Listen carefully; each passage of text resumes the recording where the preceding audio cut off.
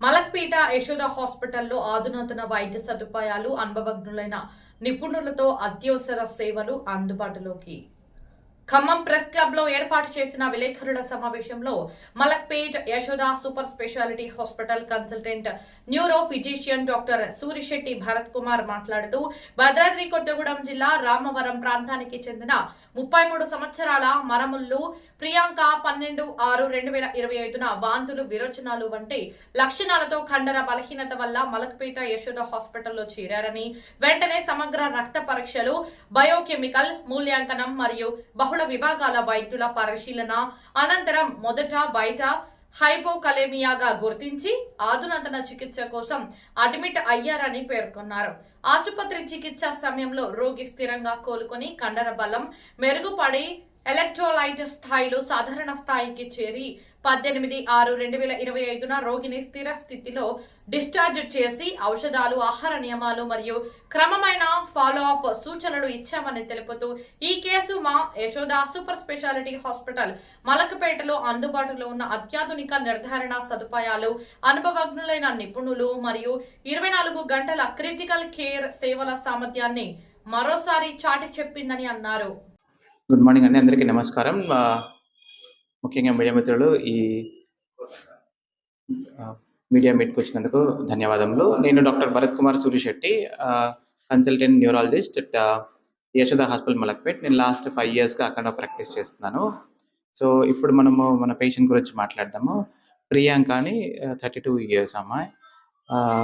మన యశోద హాస్పిటల్కి తను వచ్చినప్పుడు పొటాషియం చాలా లోగా ఉన్నింది. అంటే ఇక్కడ హాస్పిటల్కి రాకముందే మన ఖమ్మంలో అండ్ కొత్తగూడెంలో ఒక 3 days అడ్మిట్ అయ్యి అక్కడి నుంచి సీరియస్ కండిషన్లో మా దగ్గరకు వచ్చింది అన్నట్టు. వచ్చినప్పుడు తను స్పృహలో లేకుండా కోమాలో ఉండి వెంటిలేటర్ పైన కూడా ఉన్నింది అన్నట్టు. తనకి ఇక్కడ పొటాషియం లో ఉందని ఒక 2-3 days నుంచి ట్రీట్మెంట్ జరుగుతూ ఉన్నింది. మా దగ్గరికి వచ్చేసరికి కూడా మేము చెక్ చేస్తే పొటాషియం లో ఉంది. పేషెంట్ కంప్లీట్ అన్కాన్షియస్లో ఉండి స్పృహలో లేకుండా షాక్లో ఉన్నింది అన్నట్టు. అంటే బీపీ కూడా పూర్తిగా మెయింటైన్ అవ్వకపోవడం ఇట్లాంటివి జరిగింది. యూజువల్గా చాలాసార్లు పొటాషియం లో ఉంటే పేషెంట్స్ కాన్షియస్గానే ఉంటారు. కాకపోతే తనకేంటి అంటే నార్మల్గా పొటాషియంలో ఉన్న కాన్షియస్నెస్ లేకుండా స్పృహ ఎందుకు తగ్గింది, బీపీ ఎందుకు తగ్గింది, ఇట్లాంటి గురించి మేము కొంచెం డీప్గా ఎవాల్యుయేట్ చేసామన్నట్టు. నార్మల్గా ఈ హైపోకెలిమిక్ పీరియాడిక్ పారాలిసిస్ అంటారు. అంటే పొటాషియం లో ఉండడం వల్ల నరాలని చచ్చుబడిపోవడం. కానీ తనకి పొటాషియం లో ఉండి కూడా మిగతా సిమ్టమ్స్ కూడా కనిపించాయి అన్నట్టు మనకి. సో ఇట్లాంటిది కనిపించినప్పుడు మేమేం చేసామంటే ఇక్కడ డీప్గా ఎవాల్యుయేట్ చేసాం. చేసినప్పుడు మనకేం తెలిసింది అంటే తనకి కిడ్నీలో రీనల్ ట్యూబులర్ అసిడోసిస్ అనే ఒక కండిషన్ ఉంటుంది. సో దాంట్లో ఏంటంటే మనకి ఎప్పుడైనా కూడా మన శరీరంలో సోడియం కానీ పొటాషియం కానీ ఇట్లాంటివన్నీ కిడ్నీ నుంచే మనకి బ్యాలెన్స్ అనేది జరుగుతుంది అన్నట్టు. సో తనకి కిడ్నీలో పొటాషియం లాస్ అవుతుంది.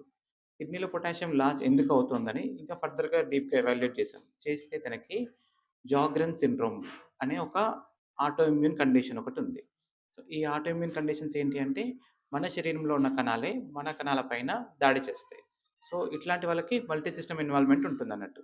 అంటే కొంతమందికి కీళ్ళవాతం రావచ్చు, కొంతమందికి ఐస్లో కానీ లేకపోతే మౌత్లో అంత డ్రైనెస్ ఉండడం ఇట్లాంటివి ఉంటుంది. తనకి ఈ జాగ్రెన్ సిండ్రోమ్ వల్ల కిడ్నీలో పొటాషియం లాస్ అనేది ఎక్కువ జరుగుతుంది అన్నట్టు. సో తనకి అగ్రెసివ్గా ఫస్ట్ పేషెంట్కి షాక్ కరెక్ట్ చేసి వెంటిలేటర్ నుంచి బయటకు తీసుకొచ్చాం. తర్వాత పొటాషియం కరెక్షన్ కంటిన్యూస్గా 3 days కరెక్షన్ చేసాం. దాని తర్వాత ఈ రీనల్ ట్యూబులర్ అసిడోసిస్కి అండ్ అట్లాగే ఈ జాగ్రెన్ సిండ్రోమ్కి ఇమ్యూనిటీ చేంజ్ చేసే మెడికేషన్స్ కూడా స్టార్ట్ చేసినాం. ఇవి స్టార్ట్ చేశాక పేషెంట్ క్రమంగా ఇంప్రూవ్ అయిపోయింది.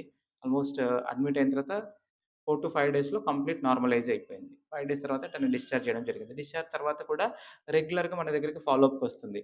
ఫాలోఅప్కి వస్తున్నప్పుడు మనం ఎవ్రీ మంత్ పొటాషియం చూసుకుంటున్నాం, అవి బాగానే ఉంటుంది. కిడ్నీకి సంబంధించిన పరీక్షలు చేసినా బాగానే ఉంటుంది. సో తనకి ఇప్పుడు కంటిన్యూస్గా లాంగ్ టర్మ్ ఇమ్యూనోమాడ్యులేషన్ అనే ఇమ్యూనిటీ చేంజింగ్ థెరపీని స్టార్ట్ చేసామన్నట్టు. అది స్టార్ట్ చేసినప్పటి నుంచి ఆల్మోస్ట్ ఇప్పటికి 7-8 months అయింది. పేషెంట్ ఇప్పటివరకు స్టేబుల్గానే ఉంది. మళ్ళీ అంటే అట్లాంటి అటాక్స్ అనేవి తనకి రావట్లేదు. సో ఈ మీటింగ్ల వల్ల నేను చెప్పదలుచుకున్నది ఏంటి అంటే నార్మల్గా ఈ హైపోకెలిమిక్ పీరియాడిక్ పారాలిసిస్ అనేది చాలా మందిలో చూస్తూనే ఉంటాం. ఆల్మోస్ట్ ఒక 1000లో 1-2 మందికి చాలా కామన్ కండిషన్ ఉంటుంది. సో అట్లాంటి వాళ్ళు ఏంటంటే ఓన్లీ పొటాషియం థెరపీ తీసుకొని నార్మలైజ్ అవుతుంటారు. కాకపోతే ఈవెన్ పొటాషియం ఇచ్చినా కూడా ఇంప్రూవ్ అవ్వట్లేదు అంటే మనం ఏదైనా మేజర్ కాజ్ కోసం చూడాల్సి వస్తుంది అన్నట్టు. సో ఈ పేషెంట్లో చూస్తే ఈ రీనల్ ట్యూబులర్ ఎసిడోసిస్ అండ్ అట్లాగే జాగ్రెన్ సిండ్రోమ్ ఈ 2 కండిషన్స్ అనేవి తనకి మనం డయాగ్నోస్ చేయడం జరిగింది. సో ట్రీట్మెంట్ ఇప్పుడు ఇచ్చినప్పటి నుంచి తను చాలా స్టేబుల్గా ఉంది. ఇప్పుడు మనం పేషెంట్ మాటల్లో తన ఎక్స్పీరియన్స్ గురించి విందాం. Thank you. నమస్కారం. నా పేరు ప్రియాంక.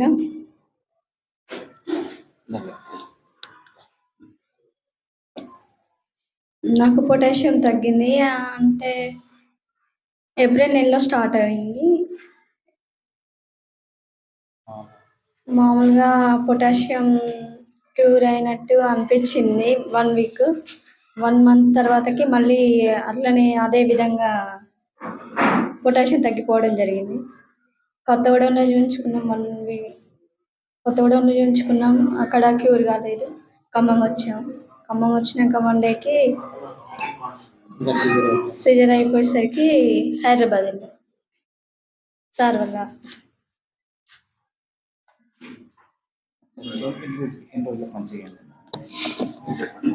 అయితే పొటాషియం తగ్గిందన్నారు. ట్రీట్మెంట్ చేయించుకున్న తర్వాత కూడా నా పేరు రాంబాబు అండి, పేషెంట్ వాళ్ళ హస్బెండ్ని. పొటాషియం తగ్గింది అనేది స్టార్టింగ్లో అన్నారు. ట్రీట్మెంట్ చేయించాక 1 మంత్కి మళ్ళీ రిపీటెడ్గా అలాగే 1 మంత్ 2 మంత్స్ కూడా అలాగే అయింది. అదేంటంటే సివియర్గా అయింది. కొత్తగూడెంలో అడ్మిట్ చేశాము. ఒక 2 డేస్ అడ్మిట్ చేస్తే కూడా అక్కడ కూడా క్యూర్ అవ్వలేదు. అక్కడ నుంచి ఖమ్మం తీసుకొచ్చాం. ఖమ్మం తీసుకొచ్చేసరికి ఈలోపు పెరాలసిస్ టైప్ వచ్చేసి కాళ్ళు చేతులు అసలు ఇంకేం పని చేయలేదు. ఇక్కడ డాక్టర్ని కన్సల్ట్ అవుతే వేరే ఏదైనా హాస్పిటల్కి తీసుకెళ్ళని చెప్తే యశోద హాస్పిటల్కి తీసుకెళ్ళాము. భరత్ కుమార్ సార్ గారు అప్పుడు టేకప్ చేశారు. ఆ తర్వాత ఇంకా 5 డేస్ మెడికేషన్లో ఉండి వెంటిలేషన్లో ఉండే చిన్నగా రికవర్ అవుతూ వచ్చింది. ఇప్పుడు ఈ స్టేజ్లో ఉంది, బాగా రికవరీ అయింది. మాది కొత్తగూడెం అండి. కొత్తగూడెంలో రామవరం విలేజ్. పేరు రాంబాబు నాది.